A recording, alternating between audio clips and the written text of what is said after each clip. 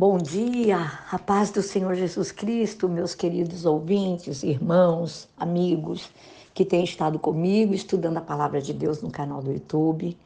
Eu peço que você não deixe de compartilhar esta palavra, de entrar no canal, de dar um joinha, de propagar o reino de Deus. Como sempre eu digo aqui, seja boca de Deus. Vamos obedecer ao ID do Senhor. Nós somos os discípulos de Cristo, nesses tempos atuais, neste século, neste ano, até a vinda dele. Vamos obedecer ao ID que foi dado pelo próprio Jesus à igreja que estava ficando aqui na terra, formada por ele, através dos discípulos. E essa palavra e essa ordem chegou até você e a mim. E vai ser assim até a vinda de Jesus, amém? Queridos, nós vamos falar hoje sobre Mateus 21, capítulo 21 de Mateus. Eu vou fazer um esboço desse capítulo com vocês, rapidamente, né? Porque é muitos assuntos. Olha, aqui nós vemos Jesus lá no Monte das Oliveiras, junto com seus discípulos, e ele, descendo do monte, ele envia dois discípulos. Ali próximo havia uma vila, e ele orientou esses discípulos que deveriam trazer para ele uma jumentinha, né? Que ele iria montar nessa jumentinha. E ele fala que ele, isso que vai acontecer foi uma profecia lá no livro de Zacarias, capítulo 9, verso 9, que iria se cumprir. E Jesus, quando ele sai montado naquela jumentinha, ele é recebido por uma grande multidão. E as pessoas, né? Que aqui no Brasil, ou não sei se em todos os lugares, eles falam que é dia de Ramos, né?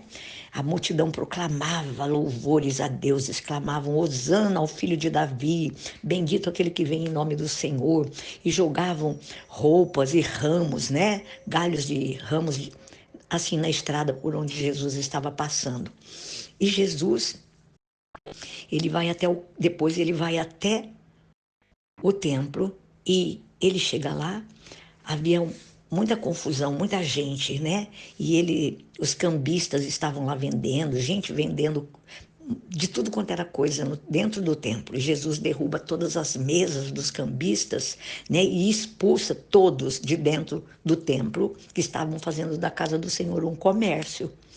E Jesus, ele repreende esses vendedores, né, que estavam transformando, ele falou, o templo num covil de ladrões. Pensem nisso. Então, a palavra de Deus fala que Jesus, né, quando ele estava se aproximando do templo, ele curou um cego e um coxo, né? E a, aqui nesse mesmo capítulo, nós vamos ver que as criancinhas lá no templo cantavam louvores a Jesus. E os fariseus, como sempre, eles se opunham a tudo que Jesus fazia. E Jesus, ele lembra aos fariseus, aos críticos, que tudo isso era cumprimento da profecia. Isso está no Salmo, irmãos, capítulo 8, verso 2. E Jesus faz uma grande, um milagre assim, que os discípulos ficaram espantados, né? Com essa ação sobrenatural na vida de Jesus. E Jesus, ele estava andando com os discípulos e aí ele passa diante de uma figueira e ele vai procurar figos na figueira. E essa figueira, ela era infrutífera. E aí Jesus fala para essa figueira que ela, né, ele assim amaldiçoa essa figueira, na verdade. Ele mandou que ela se secasse, né, e morresse. E os discípulos, eles ficam espantados com esse milagre. Quando eles viram na volta, quando eles voltaram com Jesus, verdadeiramente a figueira havia secado e morrido. E eles ficam assim, sobremaneira espantados com aquilo que Jesus fazia de uma forma tão sobrenatural, os milagres, né? E ele dá um ensinamento para Jesus, para os discípulos, aliás. Ele diz assim, olha, que se alguém exercitar a fé verdadeiramente, também pode fazer o que ele havia acabado de fazer. E aí ele dá um exemplo, né, nesse capítulo 21, que de lançar um monte no mar. Se vocês disserem esse monte lança-se no mar, isso vai acontecer, né? Tudo dentro desse texto do capítulo 21, que eu estou explanando com as minhas palavras, mas é tudo o que está escrito. Aí ele fala, os fariseus, como sempre, querem saber, né, que quem é que dava a Jesus esse direito, esse poder de ele fazer o que ele fazia. Então, Jesus pergunta a eles. É como se Jesus virasse o jogo, né? Eles perguntaram a Jesus, Jesus não respondeu. Aí Jesus faz uma pergunta a eles. Qual era a fonte de autoridade de João Batista? E quando eles se revelam incapazes de responder à pergunta de Jesus, Jesus também diz a eles que se recusava a responder a eles qual era a fonte, o poder, quem era que dava a ele autoridade e poder para fazer os milagres que ele fazia. E aí Jesus relata duas parábolas, conta duas parábolas, que um pai, né, pede que seus dois filhos trabalhem na sua vinha. Aí um dos filhos fala que não vai, mas aí quando é mais tarde, ele acaba indo trabalhar. O outro filho disse que iria trabalhar, mas acaba não indo, né? Aí Jesus fala bem assim, irmãos, no capítulo 21, verso 31, que tanto os coletores de impostos e prostitutas, que eram tudo publicanos, podiam ser comparados ao primeiro filho. E os escribas e os fariseus podiam ser comparados ao segundo filho. Ai, me desculpem. Aí ele fala sobre a parábola dos lavradores, que eram maus, né? Que tinham o dono de uma terra, que ele estava preparando uma vinha e ele arrendou essa vinha, essa terra, a alguns lavradores. E eles plantaram a vinha tal e, num determinado tempo, esse homem, que era o dono da terra, que havia preparado, arrendado essa terra a alguns lavradores, manda um dos filhos dele, né, receber a porção da colheita que era dele. Aí esses trabalhadores, para não pagar os filhos, eles espancaram, apedrejaram e mataram esse filho. Aí o dono dessa vinha, dessas terras, muito irado, enraivecido, ele vem e destrói esses que a gente pode dizer que é arredantários, né? Que eram ímpios. E aí ele contrata outros em quem ele podia confiar. Então, e isso está também, sabe aonde, irmãos? Além do capítulo 21, no versículo 42, Davi, no Salmo 118, versículo 22 e 23, fala sobre isso, que isso aconteceria quando Jesus, o Messias, olha, lá no Velho Testamento, Davi, por revelação de Deus, disse que tudo isso aconteceria quando o Messias viesse. Ele seria, Davi fala bem assim, irmãos, que ele seria rejeitado e morto por líderes judeus e ímpios. Então, aí ele, no capítulo 21, do versículo 43 ao 46, Jesus remove, ele tira, sabe, todos os privilégios do reino de Deus de Israel. Irmãos, isso é muito sério. Nós temos que entender o princípio da palavra de Deus. Muitas vezes, eu vou ler esse trechinho que é importante, é bem importante. No versículo 43, ele diz assim,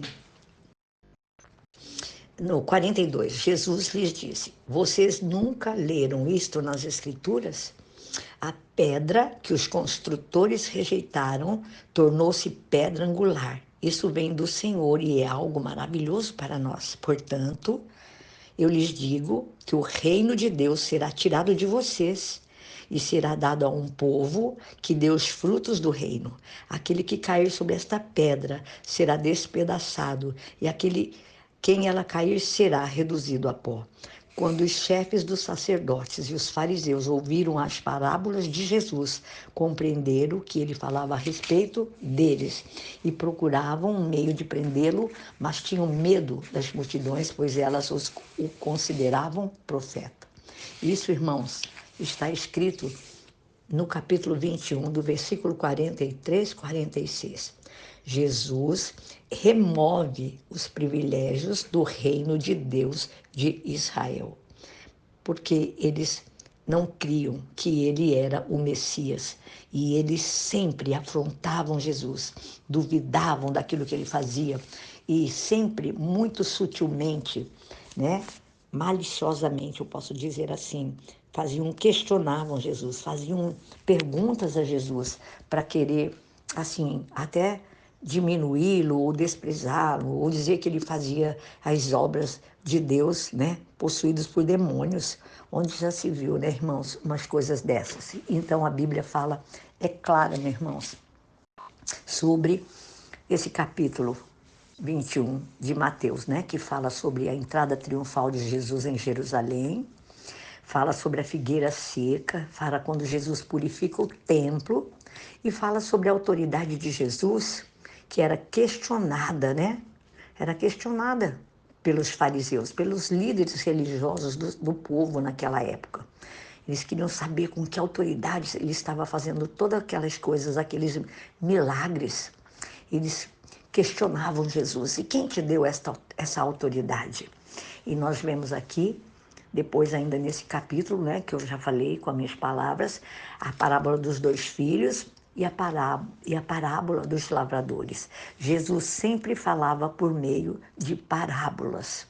Ele usava as coisas naturais da época, do campo, da vivência do dia a dia das pessoas. A palavra de Deus, amados, é a mesma palavra para você e para mim. E nós podemos, a exemplo dessas parábolas, aplicar todo esse ensinamento nas nossas vidas. Eu oro, amados, pelas suas vidas. Eu coloco vocês diante da presença de Deus nessa manhã e eu peço ao Senhor Jesus, eu peço ao Espírito Santo que ilumine os seus corações, que ilumine as suas mentes, que vocês possam, pelo poder e pela unção do Espírito que já está na sua vida, você que é filho de Deus, crente em Jesus Cristo, que crê nos evangelhos, receber a palavra no seu coração. E essa palavra poderosa, que é como uma espada de dois gumes, que penetra, divide almas juntas e medulas e que conhece a intenção dos corações, possa penetrar em você e fazer uma obra gloriosa dia a dia. Assim, de conformidade com o que você vai lendo, orando, estudando a palavra, ela possa ir fazendo em você, fazendo em mim, fazendo em nós uma obra gloriosa, como Jesus fez quando estava com os discípulos, como os discípulos fizeram quando Jesus ascendeu-se aos céus e eles receberam da parte de Deus Pai e do Filho Jesus Cristo uma unção. O Senhor enviou o Espírito Santo para estar com eles, assim como Jesus enviou do seu Espírito para estar com você e comigo, morando em nós, nos dando autoridade, capacidade, revelação, poder de Deus, para nós darmos continuidade nesta obra gloriosa, evangelizando, pregando o evangelho do reino, libertando os cativos, curando os enfermos, em nome de Jesus, que essa autoridade, meus irmãos, possa crescer dia a dia na sua vida, é o desejo do meu coração, em nome de Jesus, amém. Deus os abençoe ricamente, em nome de Jesus.